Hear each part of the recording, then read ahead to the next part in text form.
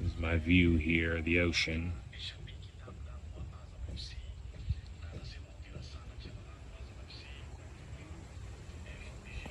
And my mind just started to wander. I like coming out here. If you like going to the beach, or sitting out in nature, you know, um, your mind starts to wander as you appreciate the beauty, feel your blood pressure going down, your stress going down. Um, and I just started reflecting on my journey in film so far, just different points, like, screenwriting and stories and novels is the reason that I initially got into making films. So I went to PGCC, Prince George's Community College, and I remember meeting a filmmaker and being a part of her short film. If I remember right, I think it might have been about depression and the role that faith played in her recovery. I think loss might have been a part of the storyline as well, and it was one of the first, maybe the first cinematic experience I had, because I was just going for my associates, at the time. And was just starting to really get interested after talking to my best friend and my family about, like, what did I want to do, long term. I remember that connection, connecting me to someone else. Sorry for the banging. They're working on their fisherman boats over here. Led me to someone else who I was a part of a couple of their films in Prince George's County. That was cool. I remember one of the films took place on the river, I think. Yeah. So that was cool. I didn't get out there because I'm a stronger swimmer now, but I wasn't much of a swimmer back then. I was like, no, I can't be out on that boat with the camera and stuff. But I'm just remembering the story, just remembering what I did. And then I remember that I went to Towson University, and I got this job with student activities, videography and blogging and student events and whatnot. Letting new students know, like, what you could look forward to, how to build community, make friends with different things like dance club, sports clubs, you know. And I was trying to figure out my friend's Canon, at the time, Canon camera, and I'm still really not all that great with camera at all. Can't you tell? And there was the hula hoop club. I was like, I didn't know it was the hula hoop club until I talked to one of the girls, because it was just like, what, 3 or 5 girls just in the university lawn or whatever, and I was on a break from class or something, and I was just trying to take action shots and figure out the settings of the camera.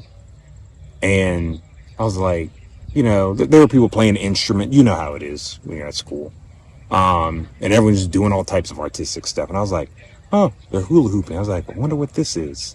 And so then I went and talked to one of the girls, and she said, oh yeah, I'm the president of the hula hoop club. And I was like, of the what? And so I don't know, we just got to talking. I don't remember all that really we said. I guess I was just like, oh wow, so there's a lot of different organizations on campus. Because I think at the time I might have just joined, I had just joined the Film Society. But I don't know, I didn't, I just thought it was cool. I was like, wow, that's neat. Because I guess the Film Society, there was a film major. I was in my film major by then. So it was like, oh, well, of course there's a film society or a film club, because I associated it with the academia. That's what it was. As opposed to, there was no track, for hula hooping or anything like that. So it was like, cool. I was like, oh, they're just doing it for fun, but just like chess club, there was no chess classes or anything, but there's a chess club, everyone's got a chess club. So I showed the hula hoop footage and other footage of the students doing whatever to my boss. And around that time on the job, I was doing interviews with students, kind of like Jimmy Kimmel or Jimmy Fallon, like word on the street type stuff. So we were just doing it with the student body of just things going on at the university. What were people excited about? Were they stressed up? Just, you know, yeah, running up on people with a camera, telling jokes and things. And my boss thought, hey, you know what? Let me take you off of those assignments. Here's a list of, at the time, 100, 150 student-run organizations. Pick whatever ones you want to do. Just interview them. Come up with some questions. Email me some questions.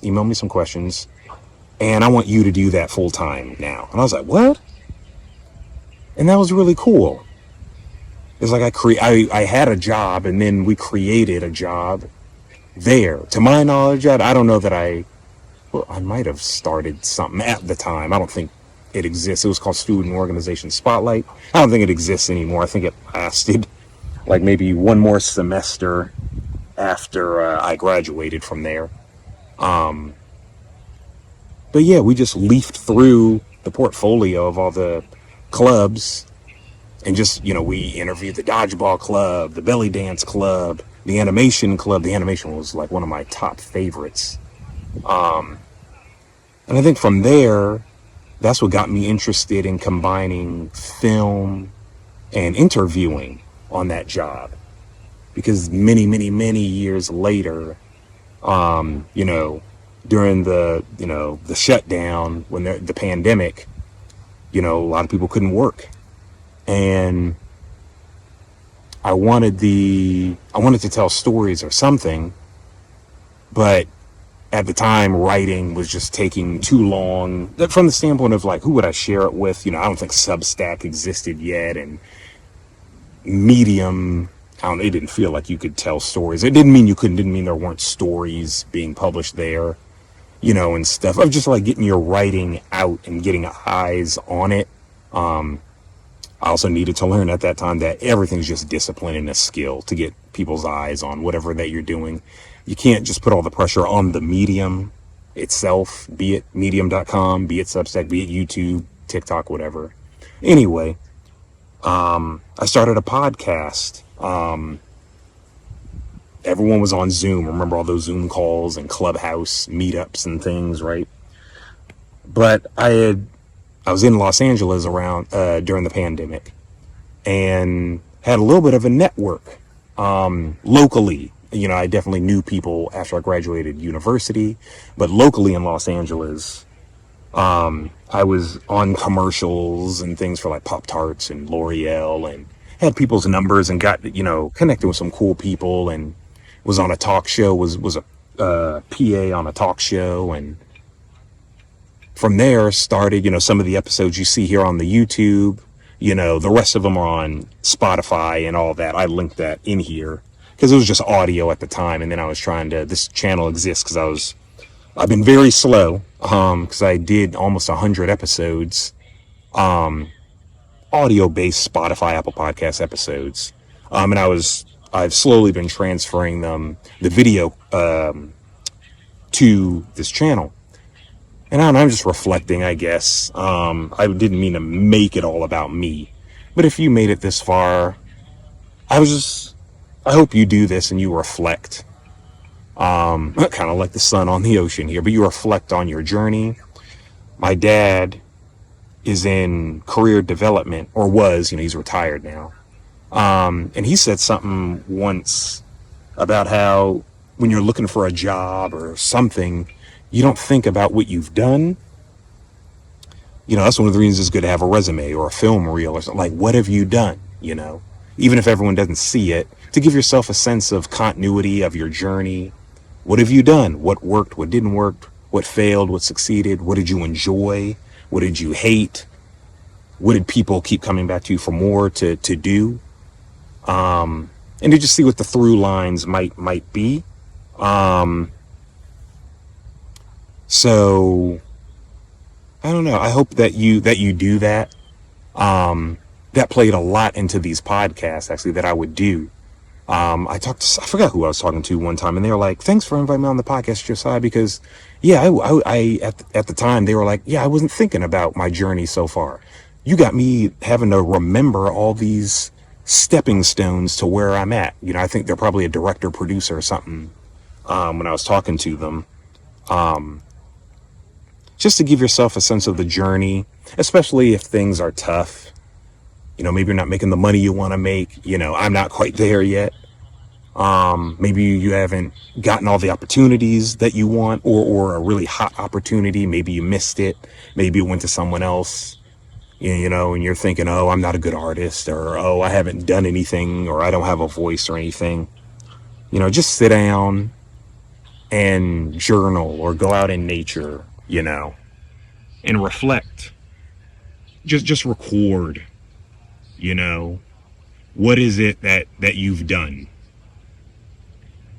Who has it impacted, even if it's one person?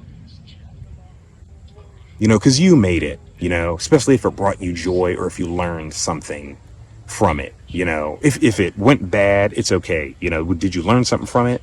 In screenwriting, I was taught, you know, you can learn a lot about screenwriting from bad scripts, scripts that aren't communicative very well, or descriptive or immersive. You can learn a lot about how to write a really good script from reading a bad one. So you can learn about overall being a great storyteller or cinematographer or wherever you are in film, even from the things that went south.